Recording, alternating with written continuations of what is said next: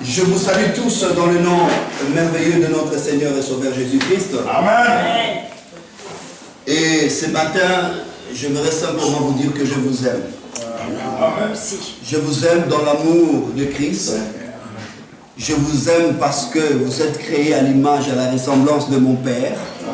Je vous aime parce que je sais qu'on continuera à régner dans le ciel lorsque Christ reviendra. Amen. Je sais que peut-être mon Père ne sera pas avec moi, mais ce n'est pas mon souhait. Peut-être mon frère de même sang ne sera pas avec moi, ce n'est pas mon souhait. Mais en tout cas, toi, je suis sûr. Parce que je sais que tu appartiens à mon Père.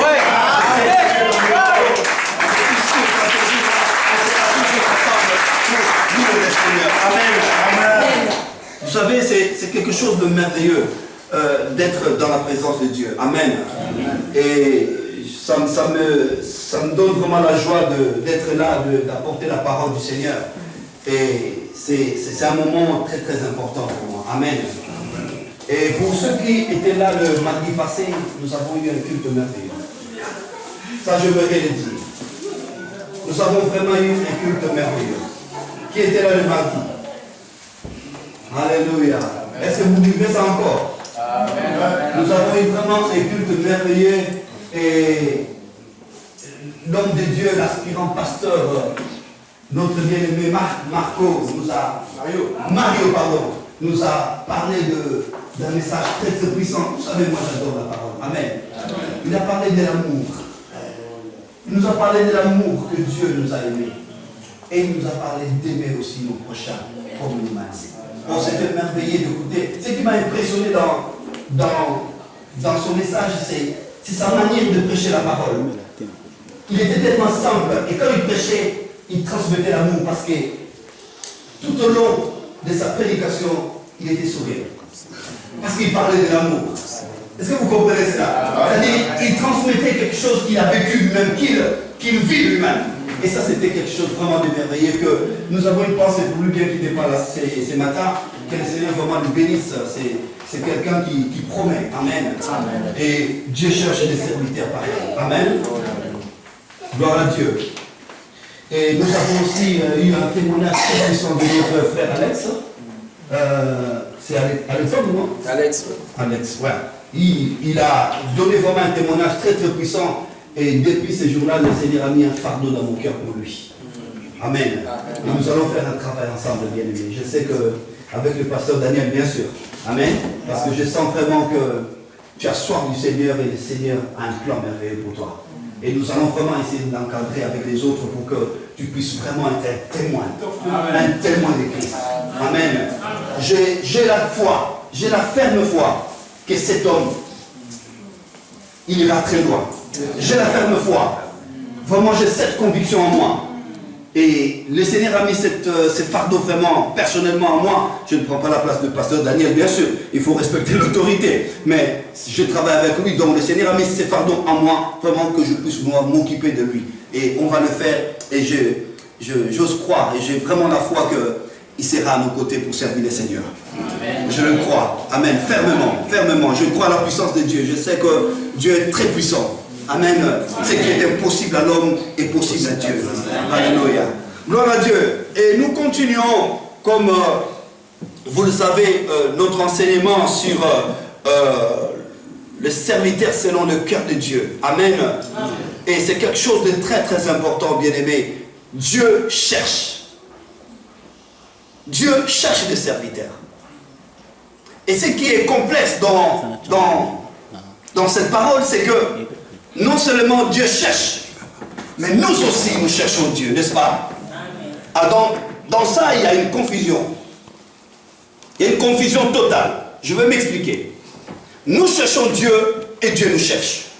Il y a beaucoup d'hommes, beaucoup de personnes qui cherchent à servir Dieu. Ils ont envie. Ils ont besoin de servir Dieu, mais ils ne savent pas comment le servir. Et Dieu cherche le serviteur, mais il ne voit pas des serviteurs à son profil. Je ne sais pas si vous comprenez ce que je veux dire. Il a dit, je vous donnerai des bergers, mais selon mon cœur. Pas de bergers selon vous.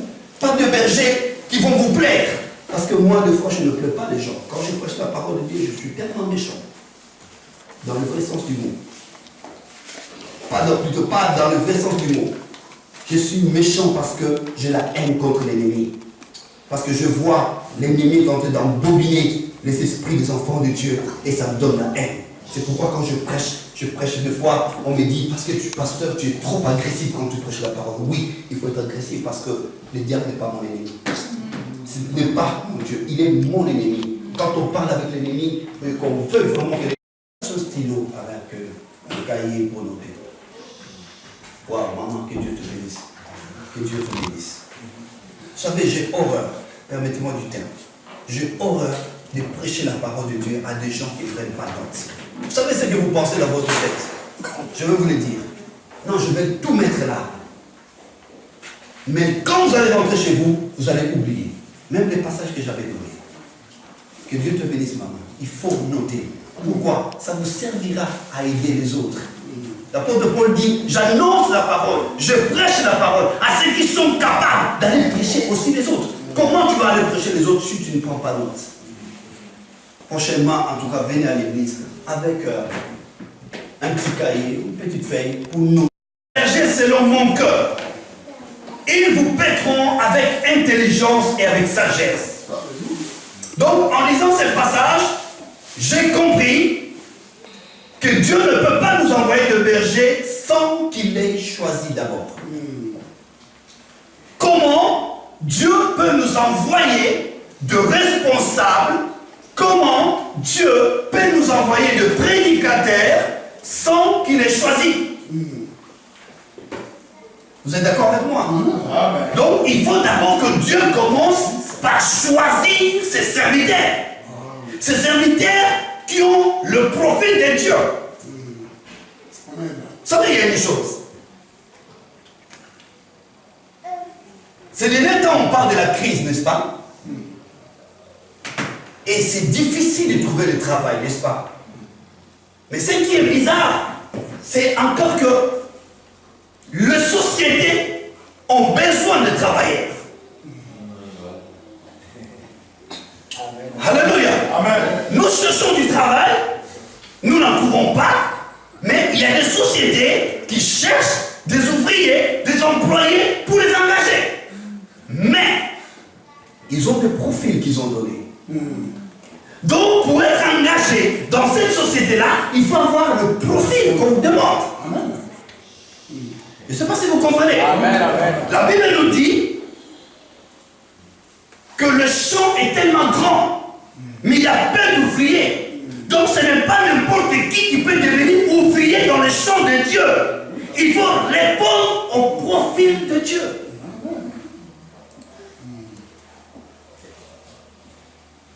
Attention. Tu ne trouves pas du travail parce que tu ne corresponds pas au profil. Les jours où tu tomberas dans une société où tu corresponds au profil, on t'engagera. C'est la même chose dans le royaume de Dieu. C'est la même chose dans l'œuvre de Dieu. Dieu a besoin de serviteurs, ça c'est vrai. Le champ est grand, ça c'est vrai. Les ouvriers sont peu, ça c'est vrai. Mais Dieu cherche des ouvriers qui ont de profil. Alléluia. Amen.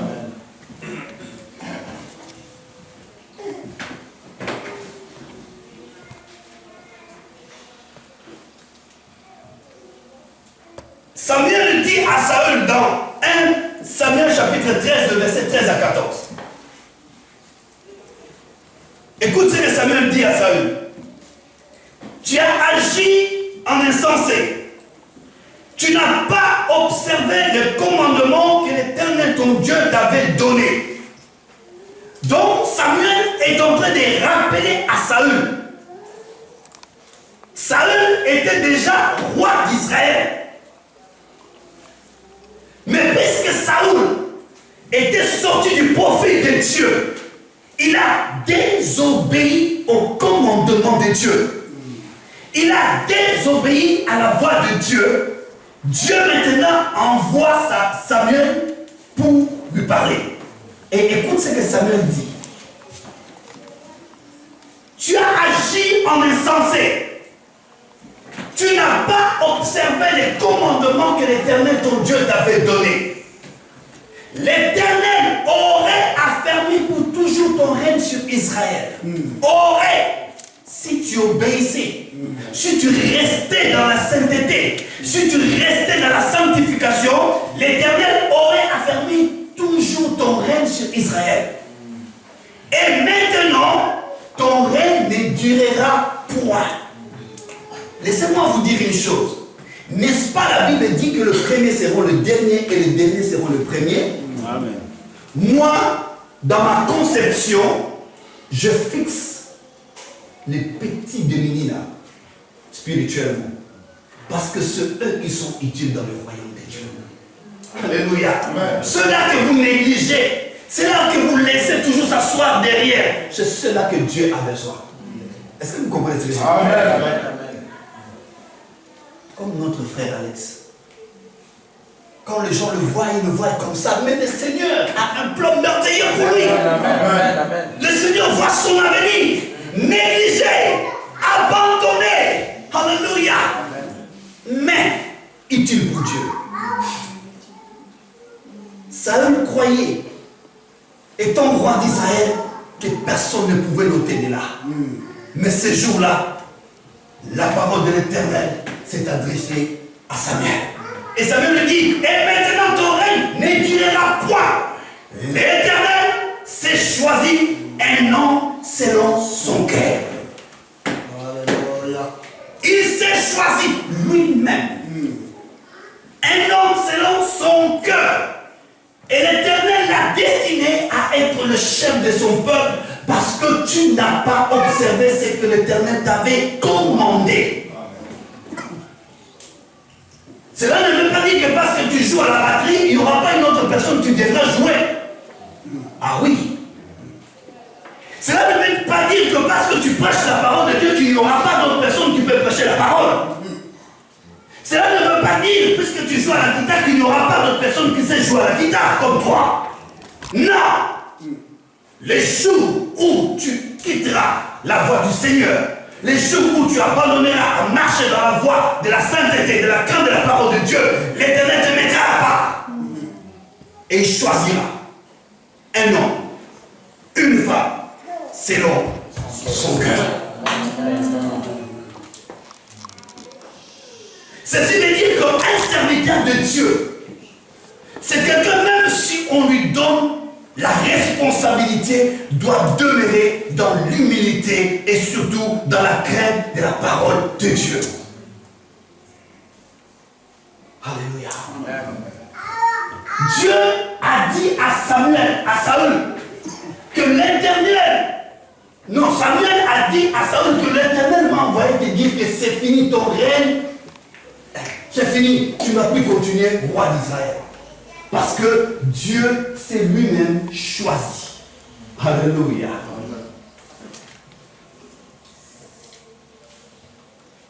Le roi David est sans doute l'un des meilleurs responsables dont la Bible parle. Amen. Pourtant, humainement parlant, il ne correspond pas au profil de Dieu.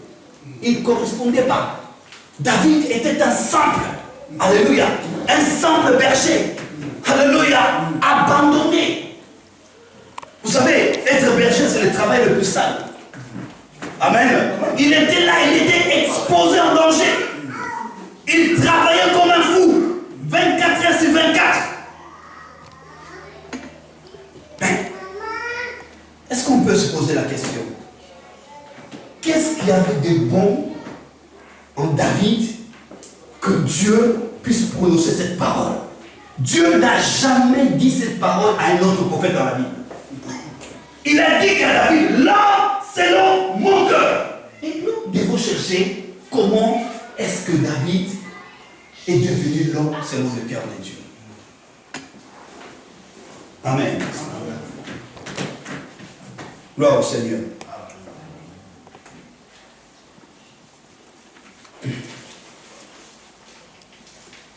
Avant qu'il soit oint, je ne pense pas que la Bible nous parle de sa vie. Parce qu'on savait que David était le fils d'Isaïe. On savait qu'il était le cadet de 8 enfants. Amen. Mais on ne savait pas exactement qui il était.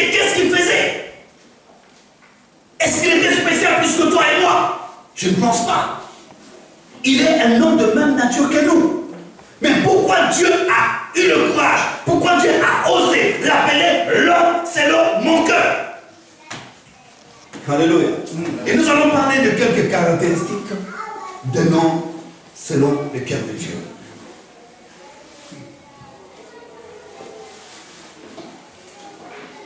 Je disais tout à l'heure que Dieu est à la recherche d'un homme selon son cœur. Amen. Amen. Dieu cherche. Mais comment Dieu cherche?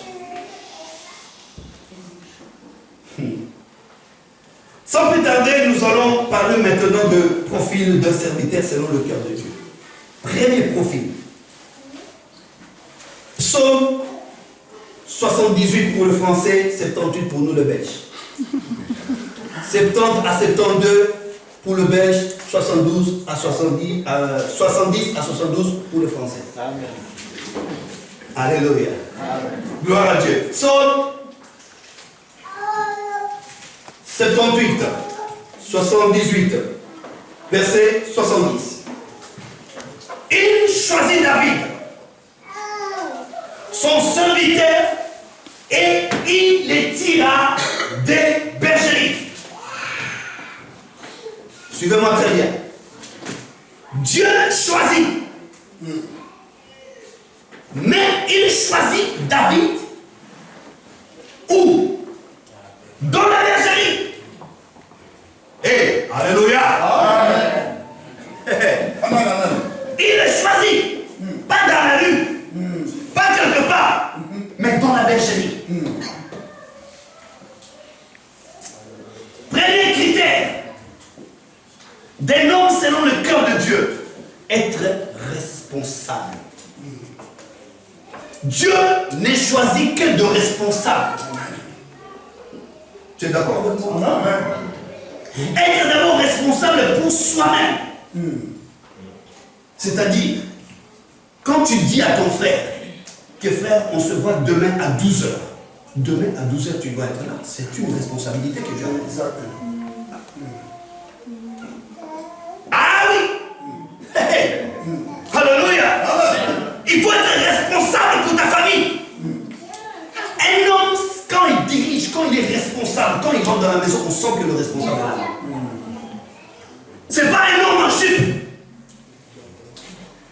Oh, vous comprenez? Les hommes là, quand la femme parle, ils disent ok chérie, c'est comme tu veux. Tu n'es pas responsable. Dieu ne peut pas te choisir. Qu'est-ce que la Bible nous dit? Si tu ne sais pas diriger ta propre maison, comment viendras-tu diriger l'église? Non, écoute, nous sommes le français, c'est l'émancipation de la femme. L'émancipation de la femme, c'est anti-biblique. C'est démoniaque. C'est démoniaque. Quand on bafoue l'autorité que Dieu a instituée, tu bafoues l'autorité de Dieu. Amen. Écoutez, tellement que Sarah marchait dans la crainte et dans l'obéissance de la parole de Dieu, la Bible déclare que Sarah appelait Abraham mon Seigneur. Amen. Parce qu'il voulait rester dans l'autorité de Dieu. Amen. Yes. L'homme, Christ est le chef de l'église. L'homme est le chef de la femme. Amen. Est-ce que vous comprenez? Amen. Ouais, ça va blesser. On ne peut pas changer la parole de Dieu pour toi. Alléluia. Amen. Prêche. Je vais vous donner la réponse. Ne posez même pas de questions. Prêche, mon frère, prêche. La Bible nous dit pourquoi? Parce que d'abord, c'est l'homme qui a été créé en premier. Alléluia. Amen. Et sans l'homme, la femme n'existait pas. La Bible nous dit que Dieu a tiré le peuple de l'homme pour créer la femme. Et non seulement ça, mais Dieu n'avait pas créé une femme pour l'homme. Dieu avait créé une elle. C'est l'homme qui a dit que tu es une femme. Amen. C'est la vérité. C'est pas Dieu qui l'a dit, c'est l'homme qui a dit, ah, voici cette fois-ci. celle qui est os de mes os et chair de ma chair. Mais comment est-ce qu'Adam l'a reconnu? Parce qu'il dormait. Quand quelque chose sort de toi, tu le sauras. Tu le sentiras. Amen. Même si quelqu'un vient te dire que ça c'est ton enfant, si c'est vraiment ton enfant, tu vas sentir au-dedans de toi, clac, parce que il est sorti de toi. Voici cette fois-ci, celle qu'on appellera os de mes os, chair de nos chairs. On l'appellera femme parce qu'elle a été prise de moi. Yes. Voilà pourquoi la femme. Écoutez, qu'est-ce que la Bible nous dit? Une fois j'étais quelque part dans une église, une maman est venue en retard très en colère. Écoutez-moi très bien. Alléluia. Arrivée à l'église, elle dit, ah, aujourd'hui commence à être chaud à la maison. Waouh. Et j'ai dit, pourquoi maman? Elle dit non, parce que mon mari ne voulait pas que je vienne à l'église. J'ai dit, mais maman, alors pourquoi tu es venue? Écoutez-moi, pour vous qui êtes mariés. Vous savez, un homme responsable ne peut pas refuser sa femme de prier. Vous êtes d'accord avec moi? Amen. Les hommes. Amen. Vous êtes d'accord? Amen. Mais les hommes, surtout les hommes païens, sont plus observateurs. Ce qui pousse ces hommes à vous empêcher d'aller à l'église, c'est votre comportement. À la maison. Et la Bible déclare qu'une femme ne peut jamais plaire à Dieu s'il ne pleut pas d'abord à son mari. Et quand on bafoue l'autorité, l'autorité entre même dans l'église. C'est-à-dire, si aujourd'hui, le Seigneur dit à l'homme de Dieu que voilà, cette sœur doit devenir responsable dans l'église. Et si la sœur est mariée, même si son mari ne vient pas, le devoir de l'église c'est quoi? C'est d'aller vers son mari. Demander à son mari, monsieur, c'est toi qui le connais. C'est toi qui vis avec la dame. Son comportement. Parce qu'il y a des femmes qui parlent. Hein. Oh, j'ai horreur de ça. Alléluia. Ah, franchement, il y a des femmes qui parlent. Quand une femme parle, l'homme se tait. Et j'ai horreur aussi des hommes pareils. Un homme, c'est quelqu'un qui a l'autorité que Dieu lui a donnée. Amen. Ce n'est pas pour mettre la femme par terre. Non. La Bible nous dit d'aimer. Et quand on aime quelqu'un, on ne fait pas du mal. Et quand on aime une femme, on le respecte. On le traite comme il faut. Parce que la Bible dit à l'homme d'aimer. Donc c'est l'homme qui a la plus de responsabilité. Mais la Bible demande à la femme d'être soumise à l'autorité que Dieu a établie. Donc l'homme. La soumission, c'est quoi? Ce n'est pas l'esclavagisme. La soumission, c'est simplement répondre à l'obéissance de la parole de Dieu. Amen. Et dans une maison, là je ne sais même pas pourquoi je parle de ça, et dans une maison, écoutez-moi très bien, la femme donne conseil, la femme amène des idées, mais c'est l'homme qui décide.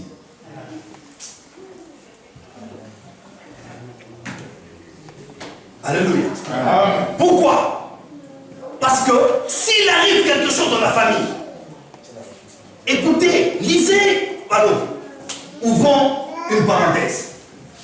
Ce qui s'est passé dans le jardin de Dan, l'homme n'était même pas là. Écoutez-moi ce que je veux dire. Je vais te donner ta réponse maintenant. L'homme n'était pas dans le jardin. Suivez-moi, ça c'est super important avant que je puisse continuer. Amen. Amen. Qu'est-ce qui s'est passé? Lorsque Dieu avait donné cette loi, que vous mangerez les fruits de tous les arbres qui se trouvent dans le jardin, mais les fruits de l'arbre qui est au milieu du jardin, vous n'en toucherez pas et vous n'en mangerez pas, car le jour où vous en mangerez, vous mourrez. Vous connaissez ça? Amen. Est-ce que lorsque Dieu avait dit ça, il avait dit ça à qui? Adam, l'homme. À qui? L'homme. Ok. Quand la femme est venue, l'homme a appris à la femme la loi. Il dit, écoute, Dieu m'avait dit qu'on peut manger tout, sauf l'arbre du milieu du jardin. On ne touchera même pas. La femme dit, oh, il n'y a pas de problème, chérie. Ils sont toujours comme ça, les femmes. Ils donnent vite les réponses. Oh, j'aime les femmes, hein, surtout la mienne, je l'adore. Amen. Amen. Je ne suis pas contre les femmes, mais je veux vous expliquer quelque chose de très très important. Alléluia. Amen. Gloire à Dieu. J'aime quand je prêche la vérité que les gens sortent de l'église. Ça fait du bien. Alléluia. Ah oui. La vérité, c'est bien. Quand les gens sortent comme ça, je sais que c'est la vérité. Alléluia. Écoutez. Et les diables étaient très malins. Ma sœur, suivez-moi très bien. Parce que vous êtes à vous de comprendre. Les diables savaient que Dieu avait établi l'autorité et la loi sur l'homme. Alors si je passais sur l'homme, ça ne peut pas passer. Ça ne peut pas aller. Il est allé tranquillement voir la femme. Et écoutez, en allant vers la femme, qu'est-ce qu'il avait dit à la femme? Est-ce que Dieu a-t-il réellement dit que? Cela veut dire qu'il a mis des doutes dans la femme. Donc, il voulait simplement dire à la femme, est-ce que tu crois que ce que Adam t'a dit vient vraiment de Dieu? C'est vrai. Alléluia. Amen. Et Ève s'est sursautée. Dit, ah, mais c'est vrai, hein? Parce que moi je n'étais pas là quand tu avais dit ça. Hein? Moi je ne connais pas cette loi, mais c'est lui qui m'avait appris cette loi. Et le diable lui dit, oui, mais Dieu sait. Écoute maintenant une partie de la vérité de l'ennemi. Oui, mais Dieu sait que le jour où tu en mangeras, tes yeux s'ouvriront. Effectivement, c'était la vérité parce que Dieu l'avait dit.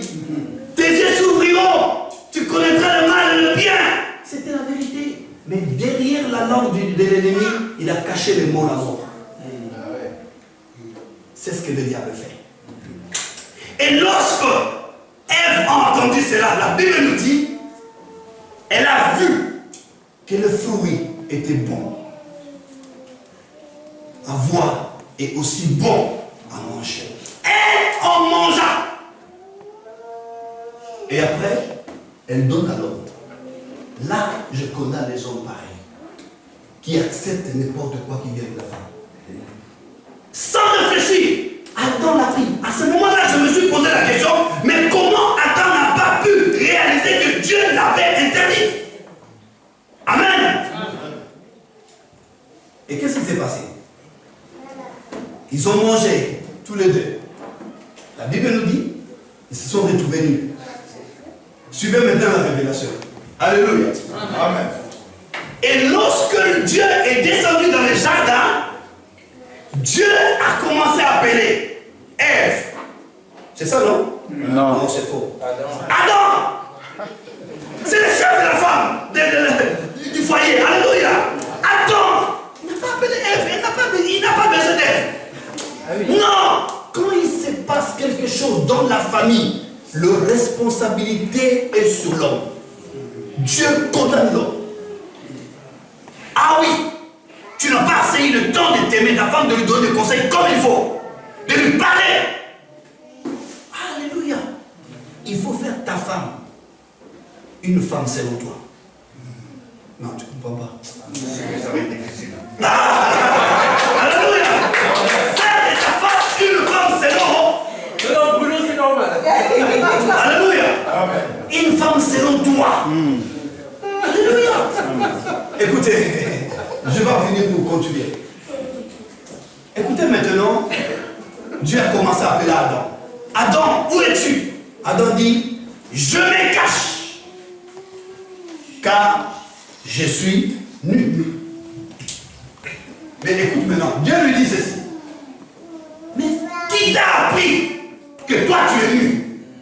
As-tu mangé les fruits que je t'avais défendus? C'est la première fois que je vois l'homme fuir sa responsabilité. Il dit non, c'est la femme que tu m'as donnée. Mais écoute maintenant la question de Dieu envers la femme. Ce n'est pas pourquoi tu as mangé le fruit. Il a dit à la femme, pourquoi as-tu fait cela? C'est-à-dire, pourquoi tu as influencé ton mari à désobéir à mon commandement? La femme, comme elle aime bien être toujours en raison, alléluia, je ne taquine pas les femmes, je vous adore, alléluia. Elle dit, non, mais c'est le serpent. Waouh! Là, Dieu dit, c'est sérieux.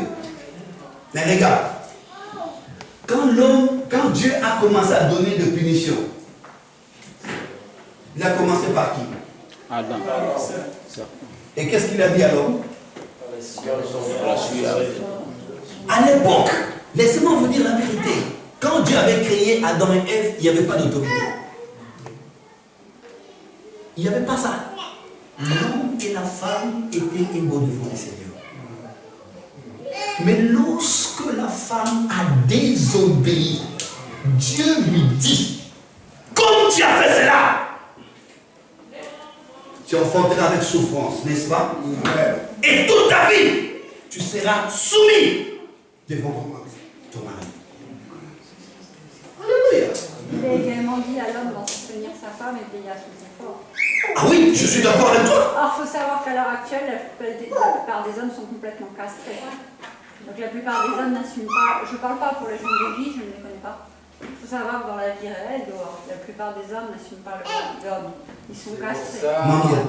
Non, laisse, c'est à moi de répondre. C'est pour ça que. Je suis d'accord, je suis tout à fait d'accord. Dieu, il aurait dit à la femme. Ok, je suis tout à fait d'accord avec toi, mais je vais te dire une chose. Je vais te dire une chose. Mon épouse est là, va lui demander quel genre d'homme je suis. Le problème c'est quoi? C'est que vous choisissez l'homme selon vous. Amen. Si. Amen. Il fallait se marier. Il fallait se marier. Ma soeur, lorsque je parle de l'homme dont je parle, ce n'est pas l'homme de la rue, c'est l'homme qui connaît Dieu. C'est l'homme qui marche avec le commandement de Dieu. Quelqu'un qui connaît le Seigneur ne peut pas maltraiter sa femme. Quelqu'un qui connaît le Seigneur ne peut pas tromper sa femme. Quelqu'un qui connaît le Seigneur doit dorloter sa femme. Doit dire tous les jours à sa femme, comme moi je le fais à mon épouse. Elle est là, chérie, je t'aime, tu es belle. C'est tout. C'est quelqu'un qui, la personne doit connaître le Seigneur. C'est pourquoi, en tant que chrétien, la première prière que tu dois faire, Seigneur, touche mon mari afin qu'il devienne chrétien. Les jours où il deviendra chrétien, né de nouveau, baptisé du Saint-Esprit, il saura quelle est sa responsabilité vis-à-vis de toi. Amen.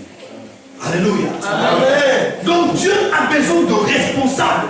Dieu n'a pas besoin de n'importe qui pour lui servir. Il a cherché David dans la bergerie. Oui, mais si le loup rentre dans la bergerie, mon cher. Pardon? Et si le loup rentre dans la bergerie, que le responsable de l'église ne s'en rend pas compte? Si le loup rentre. Dans la bergerie. Et lorsque David était berger, il n'y avait pas de loup? Oui, mais c'est ce que j'ai dit, maman. Quand Dieu appelle quelqu'un, il ouvre les yeux. Il ouvre ses oreilles. Il voit, David voyait le loup et les ours qui venaient pour ravir les brebis. Ouais, bah dans ce cas-là, dans mon cas, c'est le pasteur ou l'évêque qui n'a pas vu le loup.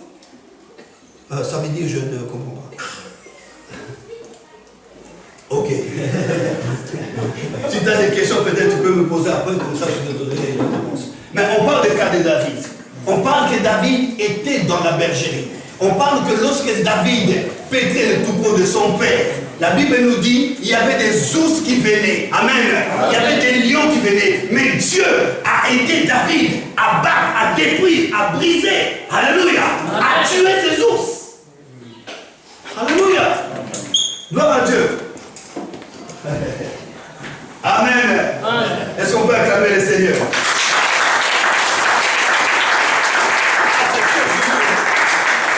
Amen. C'est chaud aujourd'hui. Gloire à Dieu. Cela ne peut pas m'empêcher de continuer à parler de Dieu. Alléluia. Merci Seigneur. Il a choisi David, son serviteur. Il est tira de bergerie. Il est pris derrière le brebis qui allait pour lui faire paître Jacob. Écoutez. Pour lui faire paître Jacob. C'est-à-dire, Dieu a pris David qui était déjà dans la bergerie. C'est-à-dire qu'il était déjà responsable. Il savait comment diriger les troupeaux. Amen. Mais Dieu l'a pris pour l'amener où? De devenir berger de Jacob. Ah, je ne sais pas si vous comprenez ça. Amen. Amen. Premier principe, il faut être responsable. Amen. Amen. Responsable de ta propre vie. responsable de tes enfants, responsable de ta femme, responsable de ta maison, responsable aux tâches que le pasteur vous donne à l'église. Vous savez, même si on te dit que c'est toi qui vas balayer l'église, viens, fais-les avec fidélité. Viens, fais-les avec amour. Et là, tu sauras que tu es plutôt un homme selon le cœur de Dieu. Amen. Amen. Et Dieu a besoin vraiment de responsables pour lui servir. Amen. Amen. Deuxième profil. Il me reste 20 minutes.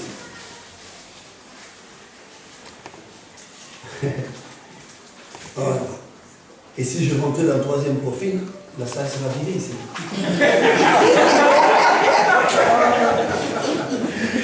Ah, moi je suis content, je vous dis, c'est pas la première fois. Vous savez, j'étais dans une église où le pasteur est un pasteur qui ne croyait pas au retour du Seigneur.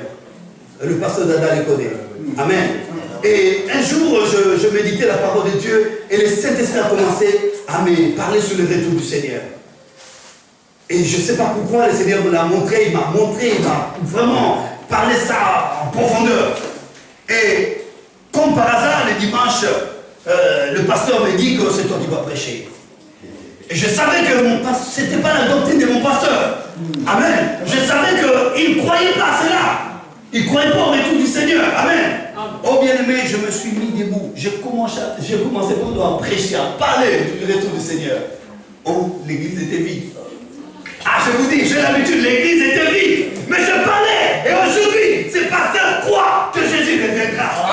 Je fais le devoir. Deuxième profil. 1 Samuel chapitre 17, le verset 26.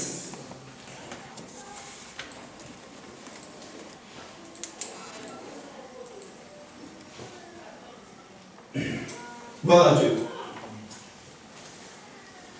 David dit aux hommes qui se trouvaient près de lui, que fera-t-on à celui qui tuera ce Philistin? Et qui ôtera l'opprobre de dessus Israël? Écoutez ça.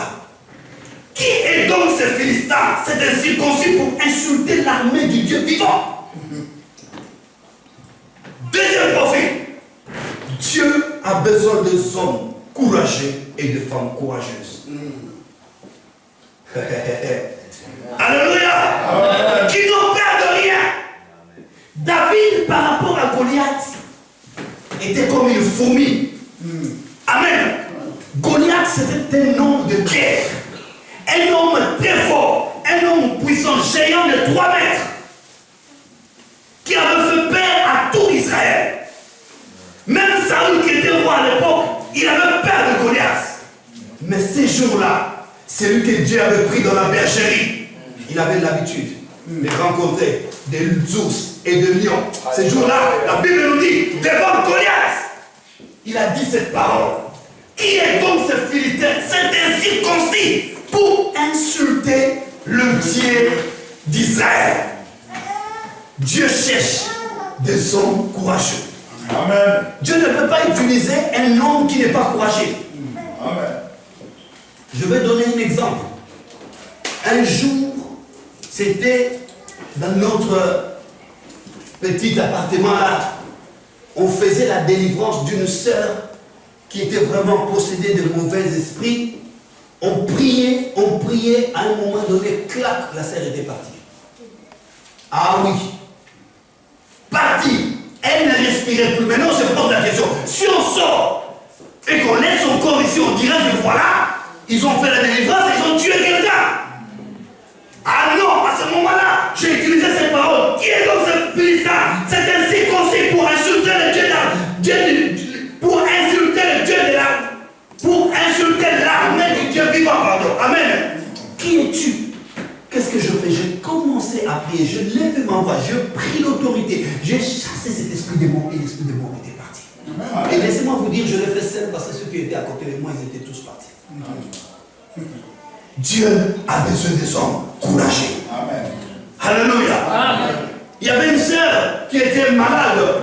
Notre sœur, je ne sais pas comment elle s'appelle encore. La sœur qui était hospitalisée. Laetitia. La sœur Laetitia. Elle a appelé, elle a envoyé un texto au pasteur à 23h30, je pense.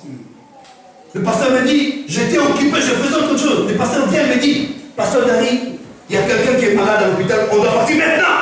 Dieu a besoin des gens pareils, des gens qui sont présents, qui répondent, oui, mais voici, envoie-moi. De courageux. Alléluia. Amen. Tu t'es déjà posé la question, comment un jeune berger pouvait-il avoir autant de courage pour affronter à lui seul un homme de guerre dangereux et armé jusqu'aux dents? Alléluia. As-tu déjà posé ces questions? Es-tu courageux devant les obstacles? Est-ce que tu es courageux ou tu as toujours peur? Alléluia. Quand tu amènes quelqu'un ou tu es devant le problème, quelle est ta réaction?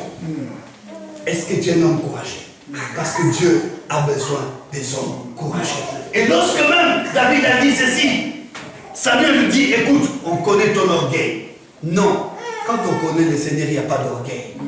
Je sais, j'ai la conviction, je sais qui est ce Dieu-là. Il a dit,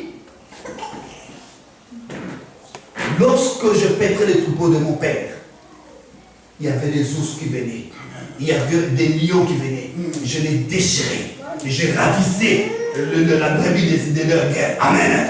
À combien plus forte raison je ne peux pas le faire à cet homme? Je veux les tuer. Dieu aime le courageux.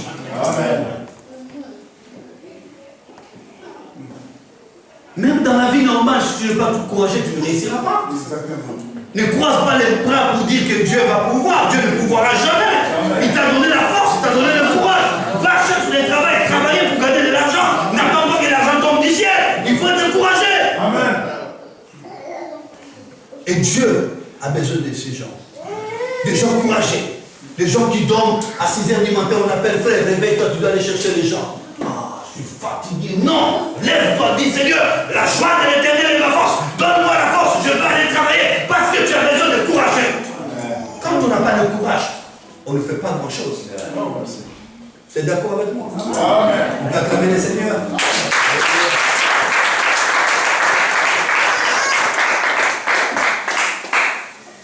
Lisez Josué chapitre 1 verset 9. Josué 1, 9. Ça c'est Dieu qui parle. N'ai-je pas donné cet ordre?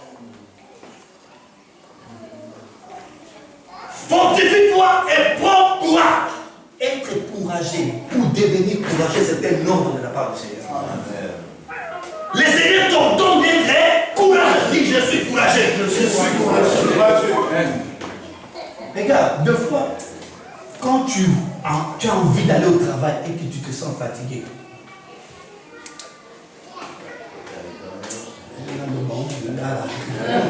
j'allais vraiment l'exprimer bien là. C'est-à-dire, quand tu te lèves pour aller prêcher la parole de Dieu et que tu te sens faible, lève-toi. Prends l'autorité sur cette faiblesse. Prends l'autorité sur cet espoir. Et dis, je sais que Seigneur, tu as donné l'ordre que je sois fortifié et que je puisse avoir du courage. Lève-toi, David, et va travailler. Alléluia. Amen. Il dit ceci, ne t'effraie point et ne t'épouvante point, car l'Éternel ton Dieu est avec toi dans tout ce que tu entreprendras. Amen. Amen. N'ayez pas peur. Dieu a besoin des serviteurs de Dieu courageux. Vous savez, un jour Jésus parlait et beaucoup de gens étaient partis à cause de la parole de Christ. La parole était tellement forte, touchante, que beaucoup n'ont pas pu supporter, sont sortis. Et Jésus dit à ses 12, il dit, mais et vous, qu'est-ce que vous attendez? Sortez aussi. Partez. Alléluia. Pierre dit non, Seigneur. Où irons-nous? C'est toi qui as la parole de la vérité. Vous savez, nous avons besoin de la parole. Amen. De la parole qui nous fait du mal, mais qui nous fortifie. La parole qui donne du courage. La parole qui nous dit, non, lève-toi, tu es un homme, créé à l'image et à la ressemblance de Dieu. Tu peux réussir dans la vie, tu peux aller loin dans la vie. Oui, cette parole que nous avons besoin. Amen. Amen. Ah, c'est grave. Alléluia. Amen. Le courage de David avait deux raisons. Je vais expliquer. Un homme de Dieu, un homme appelé selon le cœur de Dieu, ne supporte pas qu'on insulte le Dieu d'Israël. Ah, ça, laissez-moi te dire, bien-aimé, il ne faut jamais supporter de rester ou d'entendre quelqu'un insulter ton Dieu. Est-ce que vous comprenez cela? C'est-à-dire, quand tu es quelque part où on parle mal de ton Dieu, où tu pars, où tu réagis avec la parole de Dieu. David ne supportait pas d'entendre Goliath humilier le Dieu d'Israël. C'est ça ce qui a fait sa force. Dieu a besoin de serviteurs comme ça. Des serviteurs qui défendent la doctrine. Des serviteurs qui défendent la vérité. Parce que la vérité, c'est pas facile à gober. Amen. Vous avez vu vous-même la vérité n'est pas facile à gober. Quand tu dis la vérité, les gens ont du mal à saisir cette parole. Alléluia. Et c'est quelque chose de très puissant. Deuxième raison. Donc, première raison, il ne faut jamais accepter quelqu'un insulter le Dieu d'Israël. Amen. Deuxième raison, David avait compris que l'Éternel était sa force. Il n'avait pas peur. Alléluia. Petit qu'il était devant un grand Goliath, il n'avait pas peur. C'est ça ce qui avait sa force. Imagine-toi que tu vois, citez-moi un catcheur que vous voyez à la télévision. Citez-moi un catcheur. Vous regardez. Big Show. Quelqu'un comme Big Show, il vient. Et petit comme moi, le pasteur David, là, je viens devant Big Show. Je dis, si tu me touches, je te frappe. Est-ce qu'il ne va pas entrer dans les doutes? Parce que quand tu sais que le Seigneur est ta force, tu n'as pas peur. Tu as le courage d'affronter l'ennemi. Tu as le courage d'affronter la vie pour dire je réussirai. Quel que soit le temps qu'il prendra, mais moi je sais que je réussirai. Amen, amen. Alléluia. Amen. Bon, rapidement, troisième principe.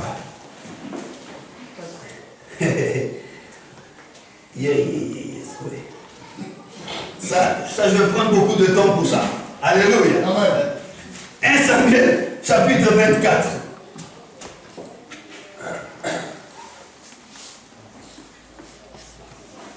Verset 7.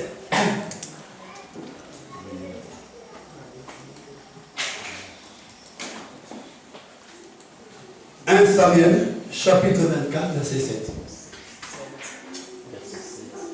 Ok. Il dit à ces gens, c'est David qui parle. C'était lorsque David fouillait Saül parce que Saül cherchait à le tuer. Amen. Et David s'est couché quelque part et Saül aussi venait et il couchait à côté de David. Donc David était devant en face de son ennemi. Il pouvait bien le détruire, il pouvait bien le tuer, mettre fin à son règne et à sa vie. Mais écoutez ce que la Bible dit. Il dit à ces gens, donc les gens qui le poussaient, mais ça, David, vas-y, tue-les, car il te cherchait à te tuer. Amen. Que l'Éternel me garde de commettre contre mon Seigneur. Est-ce que David était Seigneur? Saül était Seigneur. Il était roi. Seigneur, c'est le terme que la Bible utilise pour dire serviteur de Dieu. La Bible utilise à l'époque pour dire serviteur de Dieu. Il dit que l'Éternel me garde de commettre contre mon Seigneur, loin de l'Éternel, une action telle que de porter ma main sur lui, car il est loin de l'Éternel. Troisième principe, on ne peut pas devenir un serviteur de Dieu si on n'a pas du respect au leader de l'Église. Amen. Qu'est-ce que David a dit? Mais en ce moment-là, David était déjà point. Est-ce que vous comprenez? En ce moment-là, l'Esprit de l'Éternel n'était plus sur Saül. Mais David le reconnaissait toujours comme un loin de Dieu. Frère, laissez-moi vous dire une chose. Les jours où vous me verrez commettre quelque chose qui n'est pas bien, n'allez pas, s'il vous plaît, me critiquer. N'allez pas dire aux autres, venez plutôt vers moi. Dis, homme de Dieu, ce que tu as fait là, ce n'est pas bon. Je me repentirai. Mais ne m'y touchez pas. Les jours où le pasteur Daniel fera quelque chose, non! Ayez du respect pour les hommes de Dieu. C'est l'autorité que Dieu a instituée. Donc je ne peux pas respecter Dieu si je ne respecte pas l'autorité que Dieu a instituée.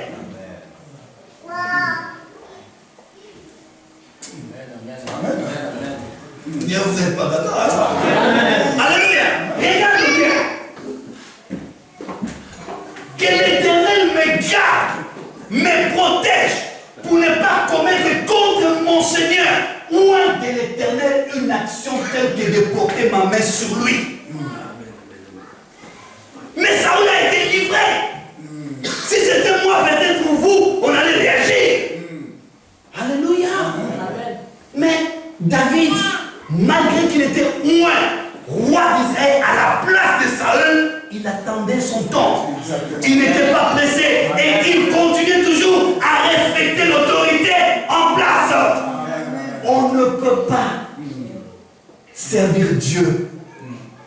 On ne peut pas craindre Dieu si on ne craint pas ses hommes. Ça fait mal. N'est-ce pas? Amen. Ça, quand on dit ça, comment on peut craindre le pasteur? Ça, c'est l'idolâtrie tout fait. Ça, on ne comprend plus. C'est la réalité. Alléluia. Donc, David, l'homme selon le cœur de Dieu, a compris une chose. Que malgré que l'esprit de l'Éternel le prit sur Saül, malgré que je suis roi à sa place, mais jamais je porterai ma main sur cet homme. Car il est loin de Dieu et il appelle même mon Seigneur. Donc jusqu'à ce moment-là, David reconnaîtrait que Saül était encore son Seigneur. Oh, ça c'est la vérité. Amen. Vous voulez être serviteur de Dieu? Apprenez à respecter les serviteurs de Dieu. Apprenez à respecter les leaders. C'est lui que Dieu a établi à la tête de l'église. Apprenez à le respecter. Parce que Dieu ne passera que par son canal. Ah, vous êtes d'accord? Amen. Non. Attention. Cela ne veut pas dire qu'il n'y aura pas de gens que Dieu utilisera à l'église. Non, loin de là. Cela ne veut pas dire qu'il y aura, Dieu ne parlera pas au travers de l'autre. Non, loin de là. Mais la vision de ce ministère est portée sur une seule personne. Et nous devons nous soumettre à cette autorité. Amen. Est-ce que vous êtes d'accord? Amen. Que je vois comme si il y a d'autres personnes qui ne sont pas d'accord. Alléluia.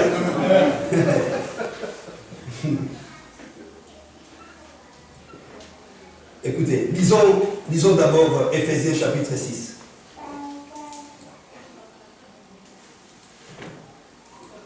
Ephésiens 6, 5 à 9. Rapidement, parce qu'on va finir dans le livre. Écoutez. Serviteurs, obéissez à vos maîtres selon la chair. C'est pas moi qui l'ai dit. C'est pas moi qui l'ai dit. Vérifiez dans votre Bible, ce verset existe. Je ne vais pas inventer. Gloire à Dieu. Serviteurs. On nous appelle déjà des serviteurs. Dis, je suis serviteur. Mais il faut l'être selon le cœur de Dieu. Donc, serviteur selon le cœur de Dieu. Obéissez à vos maîtres. Selon la chair d'abord. Ça veut dire quoi? Imagine-toi qu'est-ce que la Bible nous dit? Que celui qui reçoit un pasteur en qualité de pasteur reçoit la bénédiction de toi, le pasteur, c'est à l'église. Quand on sort dehors, Daniel, c'est fini. Tu reçois la bénédiction de Daniel. Alors, quand Dieu ne fait pas, tu dis que non, dans cette église, Dieu n'agit pas. Vous savez ce que je suis en train de vous montrer? Dans les jours qui viennent, vous allez vivre la bénédiction qui est derrière tout ça. Alléluia. Je vous dis ça, vous allez les vivre. Amen. Lorsque vous allez entrer en profondeur, vous allez comprendre cela. Écoute, serviteurs, obéissez à vos maîtres selon la chair, avec crainte et tremblement. C'est dur ça. Alléluia. Ah non. Ah, vous ne comprenez pas. Hein? Je dis, c'est dans votre Bible. Amen. Avec crainte et tremblement.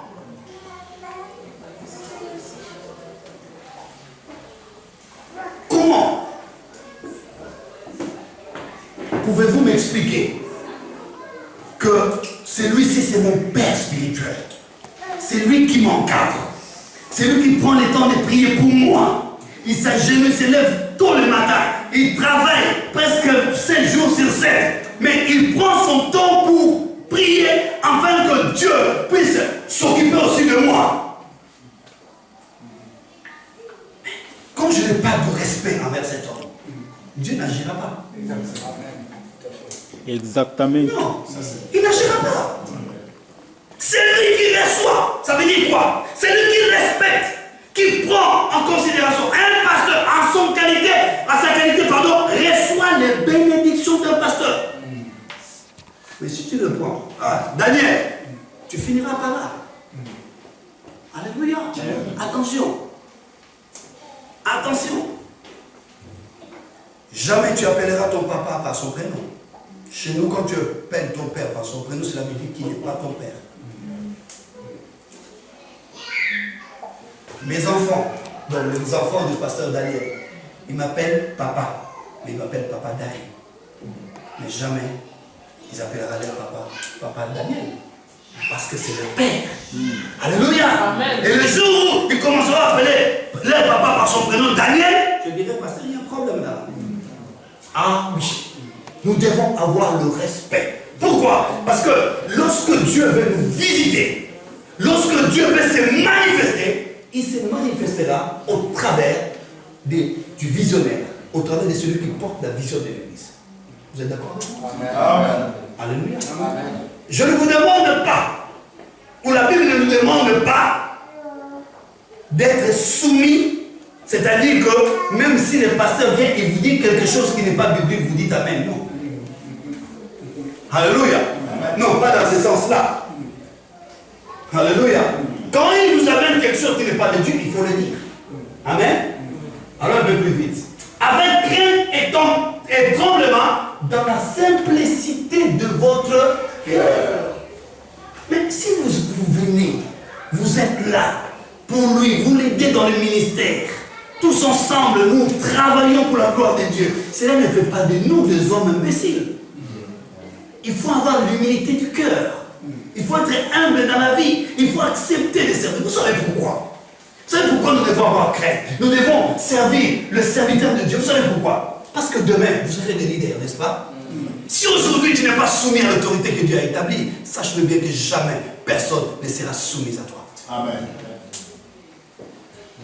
Ah oui! C'est que l'on doit semer, il le moissonnera. Wow.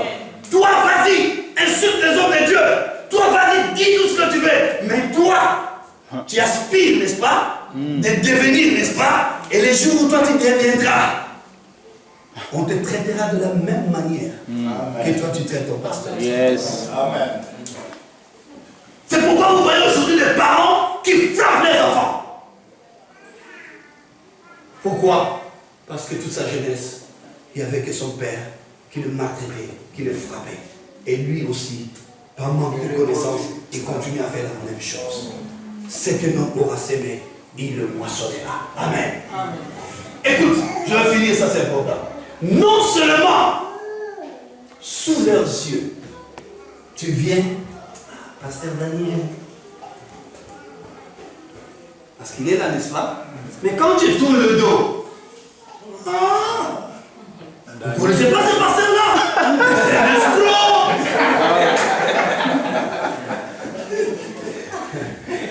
C'est un aventurier! Alléluia! Et la Bible nous dit, non pas seulement sous leurs yeux, comme pour plaire aux hommes, mais comme des serviteurs serviteurs de Christ qui font de bon cœur la volonté de Dieu. Qu'est-ce que ça veut dire?